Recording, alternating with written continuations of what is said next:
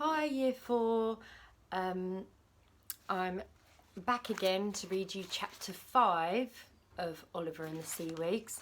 I hope you're all well and staying safe, and your families staying safe as well. We miss you all an awful lot, but yeah, if we just all do what we're told, we'll all be back together again soon. Okay, in the meantime, keep sending us all of your pictures of the lovely things you've been doing at home for us to put on the website, because we love looking at all of your pictures. Okay, so chapter 5 then.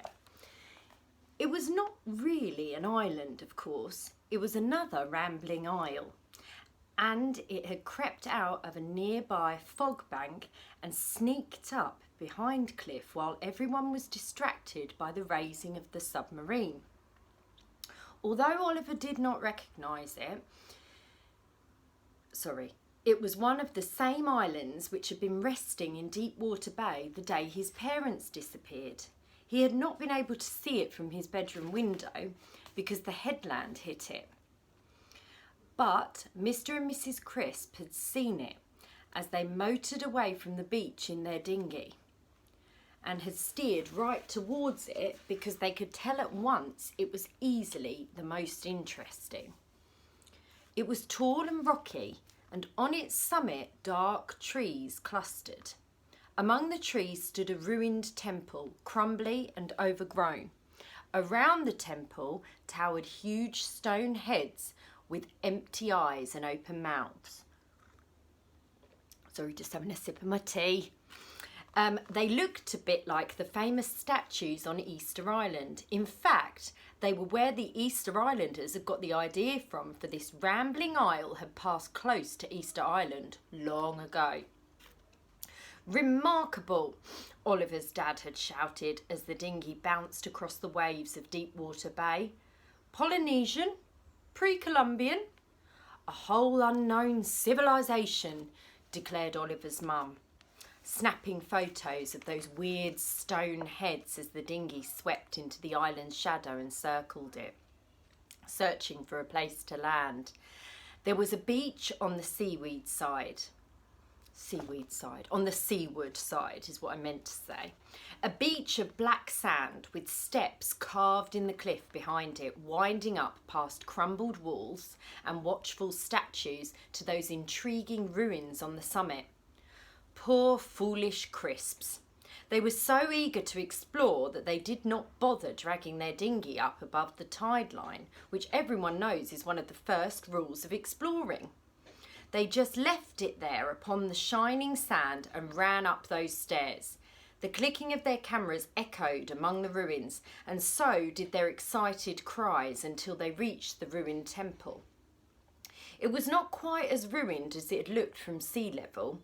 Someone had put double glazing in its windows and a chimney poked from the roof, puffing out little curlicues of wood smoke. "Oh, this island is inhabited," said Oliver's dad, trying not to sound too disappointed, even though he'd hoped to be the first person to discover a lost civilization. "But inhabited by whom?" asked his wife, imagining lost tribes, priest kings, and ancient wisdom. That was when the island shivered. That was when it shook. "Earthquake!" cried Mrs. Crisp, and "Volcano!" yelled her husband. The island sank a little. Down on its shore, waves swirled up the beach, lifted the abandoned dinghy, and carried it gently out into the bay.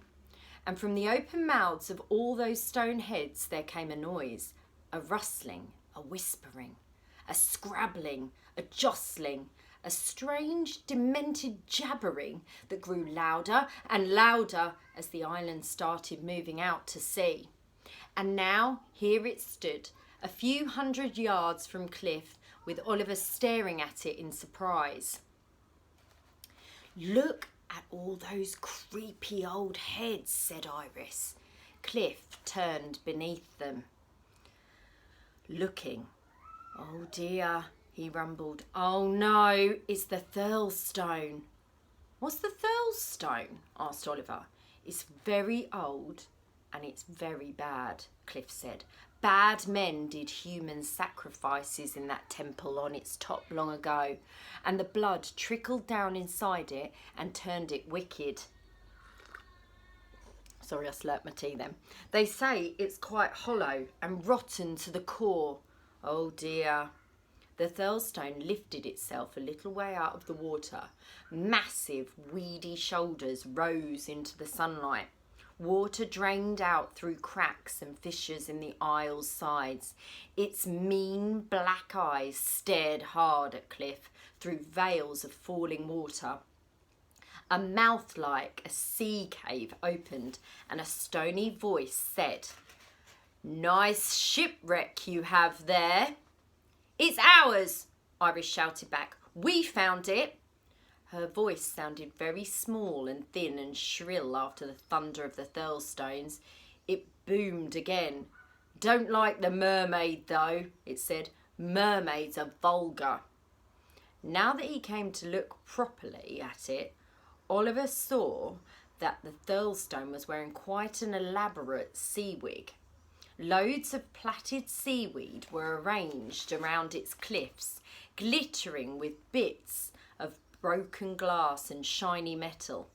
Old flip-flops dangled from the branches of those dark and twisted trees, and among the rocks where the temple stood, a trawler and a rusty battleship were perched.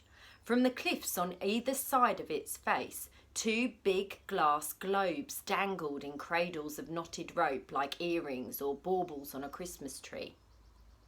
Inside the globes, something moved. Oliver snatched his rucksack, and ferreted inside it for his binoculars. He focused on one of the glassy danglers. The thing inside it was his mum. He yelped and swung the binoculars. There, inside the other globe, was Dad. The explorers seemed quite unharmed. Oliver began to jump up and down on the beach. He waved and shouted. When he looked through the binoculars again, he saw that his mum had spotted him. He saw his dad scribble something in his explorer's notebook and press it flat against the inside of his glass prison for Oliver to read. "Help!" Now his mother was scribbling too and pressing a note of her own to the glass, but the Thurlstone was coming closer. Ignoring mean comments and backhanded compliments from the floating weed, it shouldered its way through the sea. And look, there was Oliver's parents. "Help and stay away." That's what his mum and dad said. Octopuses writhed their tentacles among its eyebrows, and a shark fell out of its nose like a fierce bogey. Up on its forehead, a little platform had been built, and there a boy stood looking down.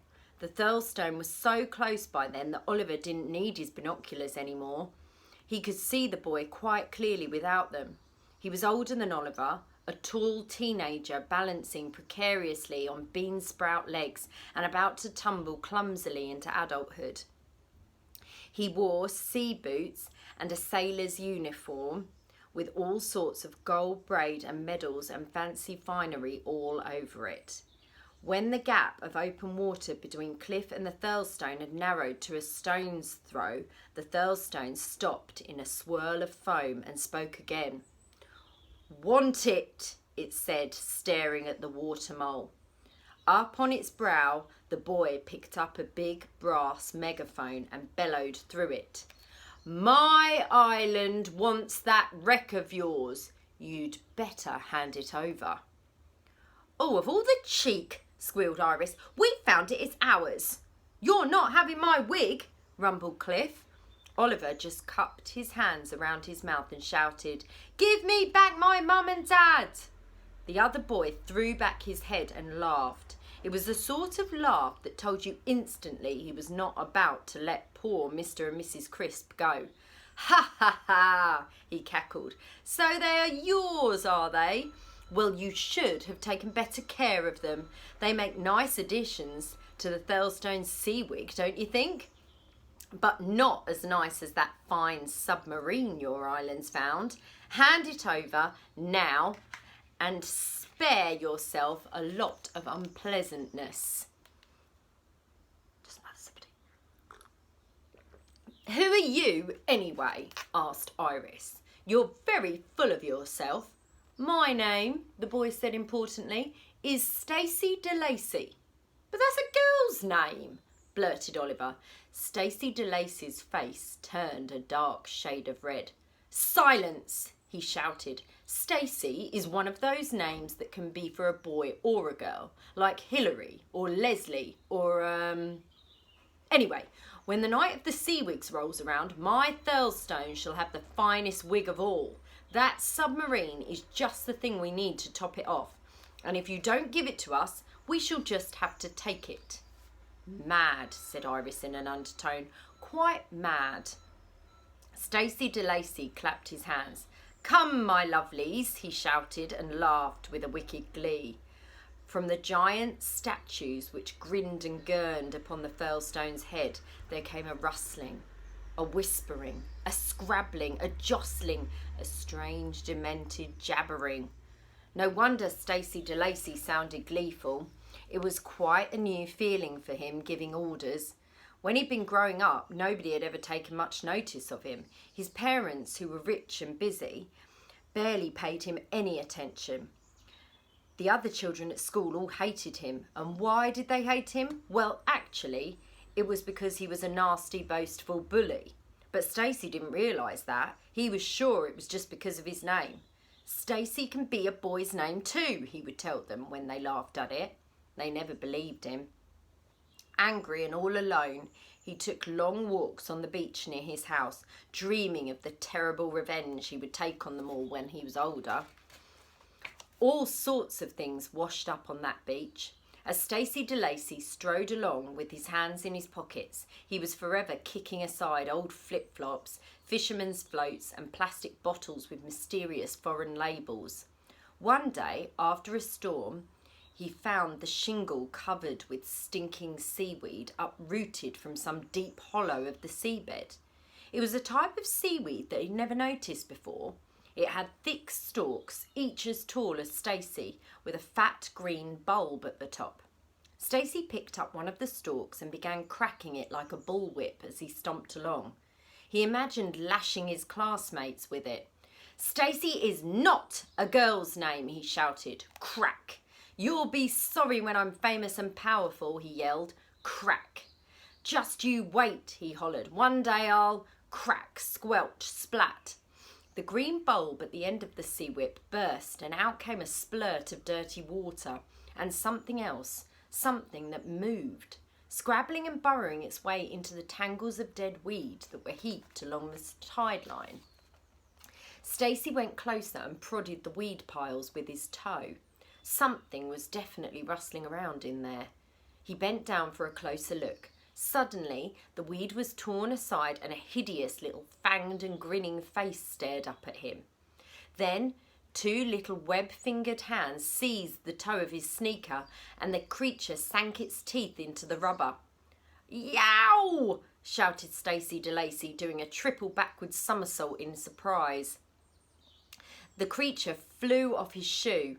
By the time he had clambered up and dusted the sand out of his eyes, it was crouching on a nearby rock, watching him.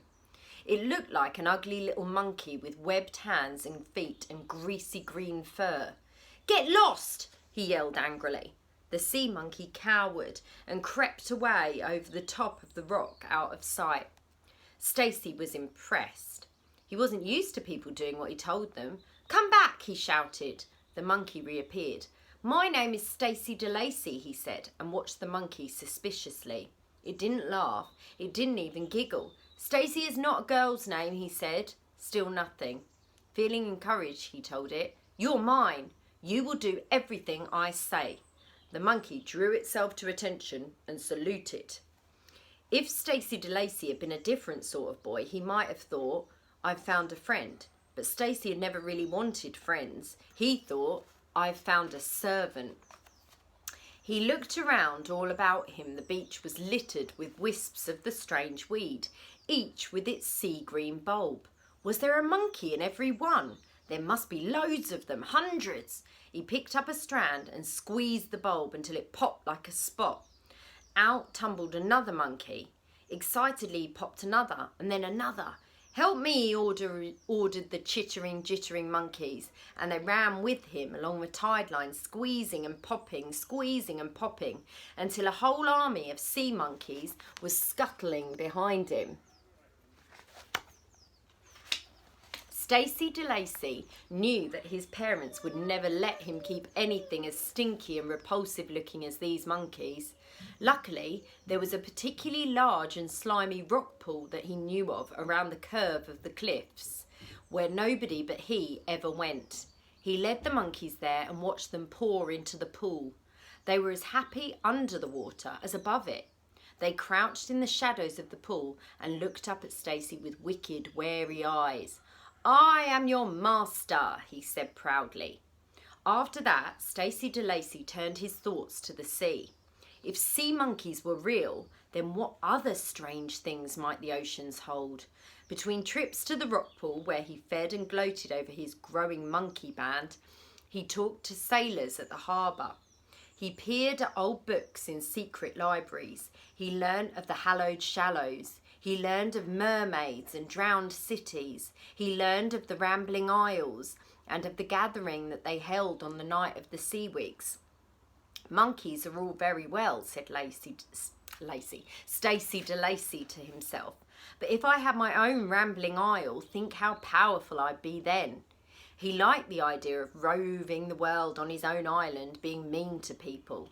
So he started scouring the beach for interesting things the sea washed up and leaving them above the tide line on a tall rock just offshore. If the night of the Seawigs was real, he thought, no rambling isle would be able to resist such top-notch wig ingredients. And sure enough, one foggy evening, he heard great sloshing footsteps move through the waves towards that rock and saw a giant shape moving in the mist. He heard the rambling isle grumbling to itself as it sifted through the pile of driftwood and the old fishing nets he'd left. "This stuff's no good," he heard it say. "This won't help me win." "Hey, island!" shouted Stacy DeLacy. The grumbling stopped. The thing in the fog stood listening. "You want to win this stupid Seawigs thing?" yelled Stacy. "You should steal the best stuff from other islands' wigs, and if you can't do that, just nobble them, ruin their wigs so they can't win." As luck would have it, the island Stacy was talking to was none other than the bad old Thurlestone, meanest of all the rambling isles. The Thurlestone liked the way this boy thought. "How?" it asked. "With my help," said Stacy. And as the Thurlestone loomed out of the fog to peer down at him, he spread his arms out proudly to show it the gibbering, jabbering swarm of monkeys crowded on the shingle behind him. "I have an army of monkeys," he said. That's what the green tide was, pouring out of the mouths and eyes of the Thurlestone's old stone heads and rushing across the sea. Sea monkeys, small and smelly in their coats of greasy green fur, they giggled horribly as they swam towards cliff or scampered across the mats of drifting weed. "Don't mind us," grumbled the weed mats, but the sea monkeys were immune to sarcasm. Up cliff's beaches they rushed, knocking poor Iris off her rock. You see them all scuttering up there. They sank their teeth and claws into the orange inflatable and popped it just for laughs. Oliver tried to stop them. He picked up monkeys and hurled them back at the sea. But more were landing all the time and they were scary and dangerous looking. They bared their dirty yellow fangs and screeched at him. The monkey tide sloshed up onto Cliff's bouldery summit and lapped around the water mole. The sea monkeys were so small that Oliver did not think they could shift the submarine, but there were so many of them that they did. The water mole lifted from its perch afloat again on a sea of snot green fur. Oliver and Iris had to jump out of the way as the chattering monkeys rushed back with it into the sea. The Thurlestone dipped down till only Stacy's balcony and the old stones and the trees around the temple showed, and the monkeys swam and swirled and struggled and shoved the water mole onto its head. "So long, losers," called Stacey DeLacy, waving. "We'll see you at the hallowed shallows if you still think it's worth turning up, of course." The Thelstone turned and moved off. The glassed orbs, which were Oliver's parents' prisons, bobbed on either side of it, towed on their tethers of rope, with Mr. and Mrs. Crisp waving sad goodbyes inside them. Sea monkeys went scurrying back to their nests in the old stone heads.